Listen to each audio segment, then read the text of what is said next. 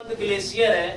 गंगा नदी का उद्गम कैसे होता है, कैसे बनती है? संतोपद ग्लेशियर और गंगोत्री ग्लेशियर से। ठीक, ये दोनों नदी यहाँ से, ये यहाँ से निकलती है और ये यहाँ से निकलती है। तो गंगोत्री ग्लेशियर से जो नदी निकलती है उसका नाम क्या है? भागीरथी नदी। और संतोपद ग्लेशियर से जो नदी निकलती है उसका क्या नाम है? अलकनंदा नदी। तो ये अलकनंदा नदी जब इधर से बद्रीनाथ से धौली गंगा नदी आती है तो दोनों मिलकर किसका निर्माण करती है? विष्णुप्रयाग का।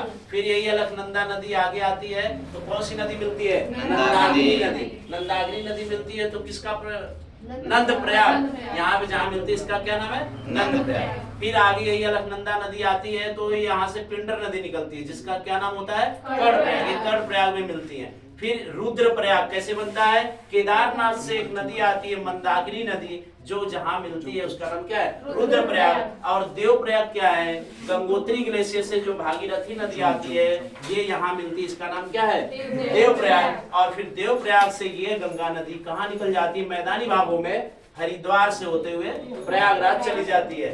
तो प्रयागराज पहुंचती है उसके पहले गंगा की एक मुख्य सहायक नदी यमुनोत्री नदी जो निकलती है, यमुना नदी जिसका नाम है, ये जाकर के संगम में मिल जाती है। ठीक है, ये यमुना की सहायक नदियां है, चंबल, बेतवा और केन नदी। तो कल यहाँ से आगे बताएंगे प्रयागराज से आगे तक बढ़ती है।